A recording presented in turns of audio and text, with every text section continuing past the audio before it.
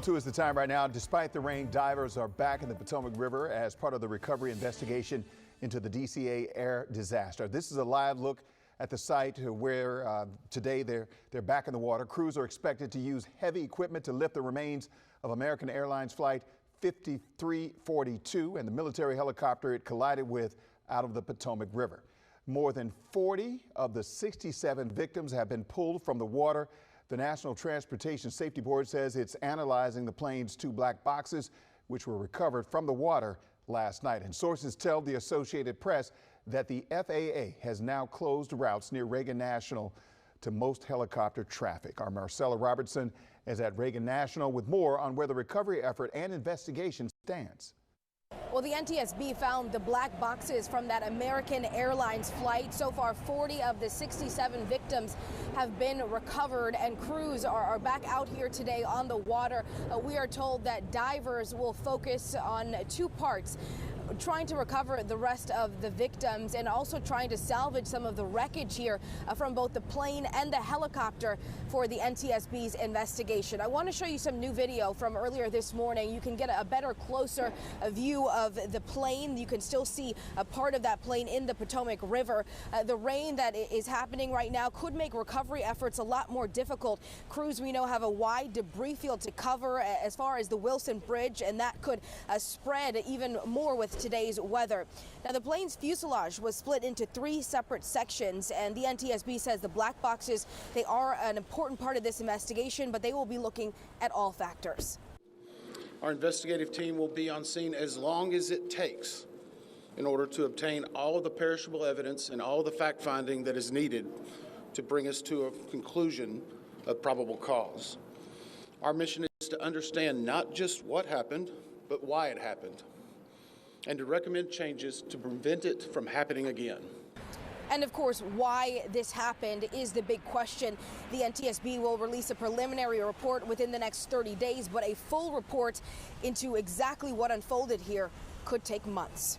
Now, here at DCA, things really feel heavy, and you have full terminals again with people filled, long TSA lines, operations essentially back to normal, but we know things are far from normal. Outside here, just feet from the runway, you have crews back at the crash site, and you have that plane still in the water from that crash Wednesday night as people are taking off and landing. Reporting at Reagan National, Marcella Robertson, WUSA 9. Now, sources tell CBS News at the time of the collision, both aircraft were flying at about 400 feet. Military helicopters are supposed to stay below 200 feet. And sources also tell CBS News that just one air traffic controller was managing helicopter traffic and some planes taking off and landing when the collision happened, a task that's usually handled by 2 different people at that time of the day. Now, we spoke with former FAA air traffic controller Todd Yeary about his experiences on the job. He says air traffic controllers can face many challenges, especially when it comes to staffing. There are a number of factors that go into staffing.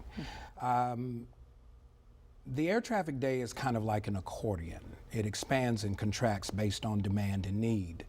And so your staffing will start relatively low early in the day, it will peak at a point, and then it will gradually scale back until you get to the later parts of the day. And so in my own experience, it was not uncommon to work a combined sector, what we would call and later in the night, as I would often work 3rd shift, sometimes we would combine multiple sectors into one simply because there was no demand. It allowed us to preserve and reserve resources when we actually needed them, and it didn't compromise the safety. Now, we talked with Yeary for about 20 minutes, covering everything from staffing to safety. You can see that entire conversation. It is now streaming on demand on WUSA 9+. Now, among the victims of the tragedy include a local group of figure skaters, parents and coaches that were returning from a skating camp in Wichita. Now, we've learned that one of the victims, one of them is 12-year-old Olivia Tier. She skated at the Tucker Road Ice Rink in Fort Washington, Maryland.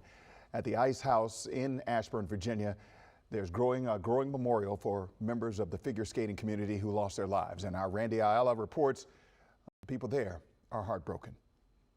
Some of the people on that plane, they were part of this Northern Virginia ice skating community. Some of them had stayed behind after the competition in Wichita to attend this exclusive developmental camp. It's for some of the country's best and youngest talent in the figure skating community. So these are people who just put hours and hours into this sport, hoping to make it into the Olympics. I want to show you the growing visual inside the ice skating rink here. People just dropping off flowers and balloons all day, wanting to pay their respects. 14 people on board the plane were traveling back home to Virginia and are part of the figure skating community here. And we're still working to confirm the names of the victims, but one of them has been identified as figure skating coach Ina Valenskia. We spoke to 10-year-old skater Alexis, who was coached by Ina and others a part of the skating community. Here's what they had to say about this unimaginable loss. My favorite memory with my coach Ina V was when she created my program that I have right now.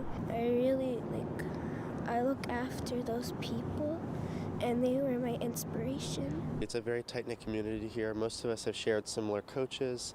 Even amongst the other rinks in the area, we all very much know each other. We're very much friends. The people that lost their lives, they were completely vested in this, so much that they were doing homeschooling, and they were just here from early morning until night, skating.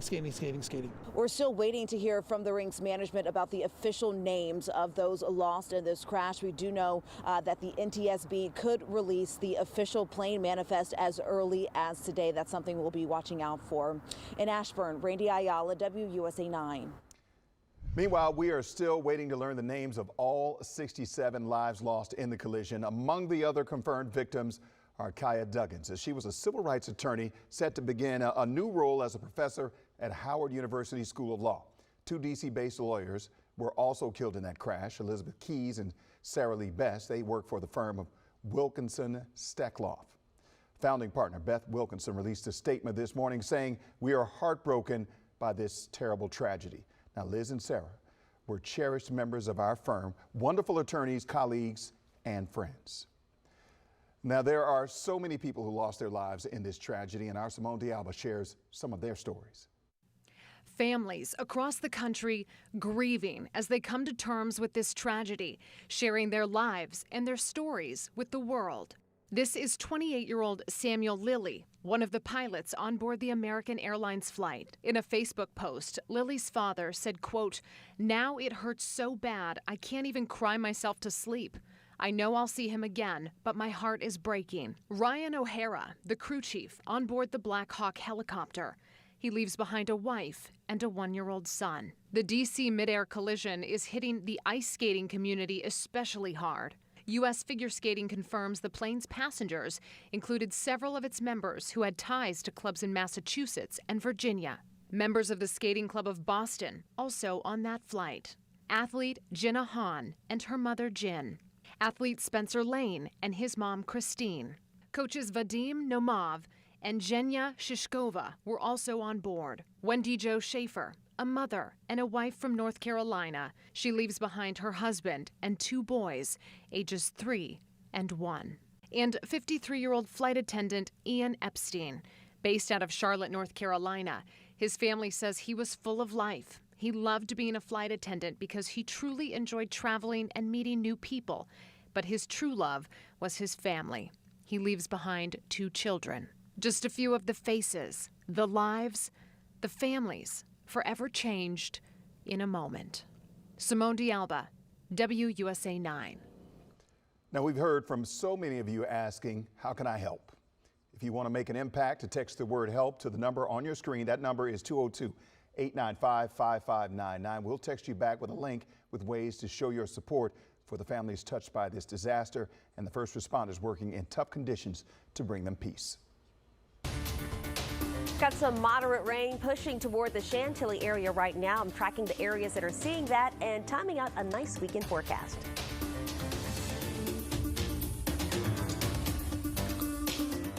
The biggest games. It's a missed opportunity to lose that game. The best